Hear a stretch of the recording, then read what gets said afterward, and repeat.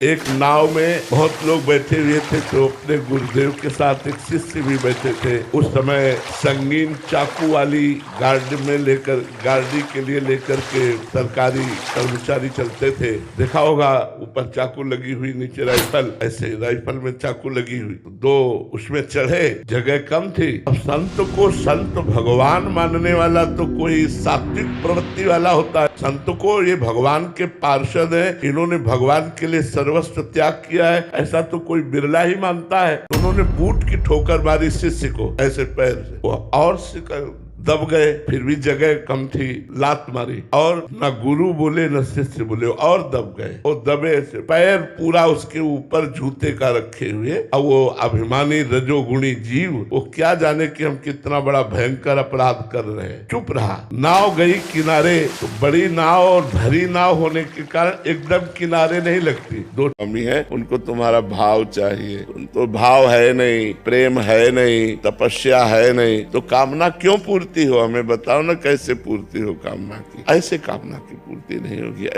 ऐसे भगवान को कोसो मत। संपूर्ण सृष्टि भगवान का बच्चा है और संपूर्ण सृष्टि को आवश्यक सामग्री भगवान सबको दे रहे। कामनाओं की पूर्ति के लिए आपको तप करना पड़ेगा, आपको भजन करना पड़ेगा। कामनाओं की पूर्ति के लिए आपको भगवान से प्यार करना पड़ेगा, तभी आप ले सकते हैं। मेरे ईश्वर की दुकान में है सबका जीवन खाता। दुकान में वस्तु लेने के दो अधिकार चाहिए। पहला अधिकार, आपके पास रुपया होना चाहिए, तो आप दुकान से वस्तु ले सकते हैं। या आप घर वाले होने चाहिए, तो घर वाले हैं तो आप गए, बोले भैया वो जरूरत है, जरा हमारे वो सामान देना, तो वो बिना तौल के उतने अपने जितने दे देगा। पैसे से मतलब नहीं। क्यों? क्योंकि घर वाला है। आप दो में से कौन हो? ना आप हरि के घर वाले बने और ना आपके पास तपस्या रूपी धन है, तो आपकी कामना कैसे पूर्ति हो जाए? आप बोलिए, कैसे पूर्ति है? तो हमारी तरफ से उत्तर हुआ था, मूर्खता को दुख कहते हैं और ज्ञान को, विवेक को सुख कहते हैं। अगर आपके पास विवेक है, ज्ञान है और आप संतुष्ट है, तो आप ऐसे संतों को देखा गया दिगंबर, जिनके पास वस्त्र भी नहीं है और देवराज इंद्र भी सेवा के लिए ललचाते हैं और बेपरवाह है। तो जिनके पास वस्तु नहीं है, उनको हम देखकर झुकते हैं? नहीं झुकते। आप समझो, कुछ तो इशारा समझो। जो दिगंबर हैं, नंग धड़ंग है, एक कपड़ा भी नहीं है, उनको देखकर हमारे हाथ जुड़ जाएंगे और हम उनको झुकते हैं और उनको देखकर हम खुश हो जाएंगे। तो वो कितना खुशी होंगे, आप अंदाज लगा सकते हो। तो खुश वैभव से नहीं, संपत्ति से नहीं, सुंदर स्त्री से नहीं, सुंदर पुरुष से नहीं, सुंदर परिवार से नहीं, खुश भगवान से हुआ जाता है। ब्रह्म भूता प्रसन्नात्मा न शोचति न कांक्षति। जो भगवान में चित्त जोड़े हैं, वो खुश रहते हैं, वो आनंदित रहते हैं। तुम अपने 4-6 लोगों के लिए चिंतित हो। अगर तुम संसार में सुखी होना चाहते हो, चिंता भय रहित होना चाहते हो, तो नाम जप करके देखो, राधा राधा राधा राधा।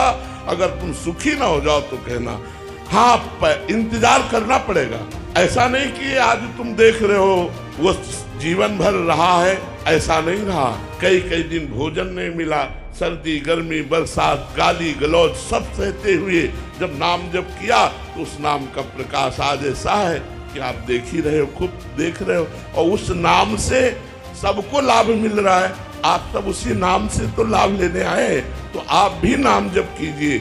चिंता शोक भय अगर जड़ से न खत्म हो जाए तो हमें कहना, ये हम राधा नाम के बल से कहते, मरे हुए शरीर में भी जो चेतना डाले वो राधा नाम। तो भगवान के नाम के बल में अपार सामर्थ्य। पक्का मान लेना, अगर आपको भगवान पर विश्वास है तो जो भी उनका किया हुआ कार्य होगा बहुत मंगल में होगा, निर्णय बहुत अच्छा होगा, क्योंकि आप सत्य पे चल रहे हो।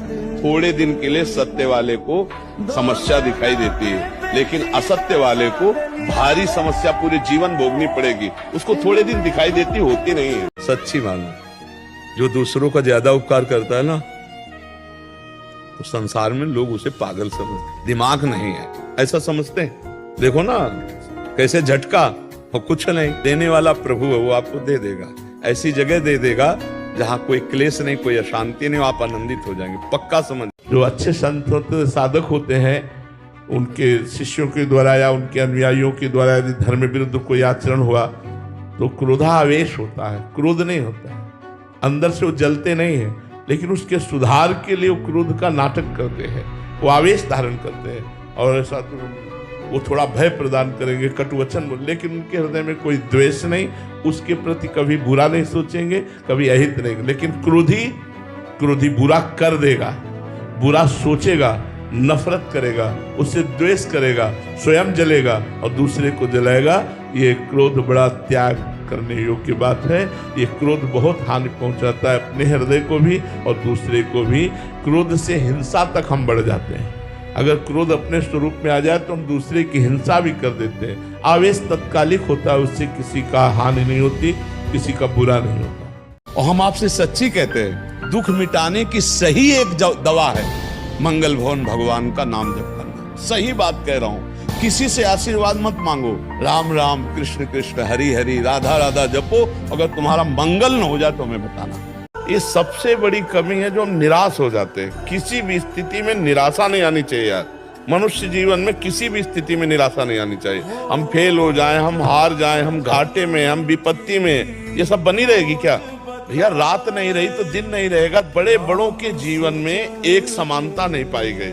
सुबह राज्याभिषेक हो रहा है भगवान श्री राम का, तैयारी बिल्कुल जोर की चल रही है। समय के निर्णय निकल गया, 14 बरस का वनवास। भगवान को, हम लोग इंसान हैं यार।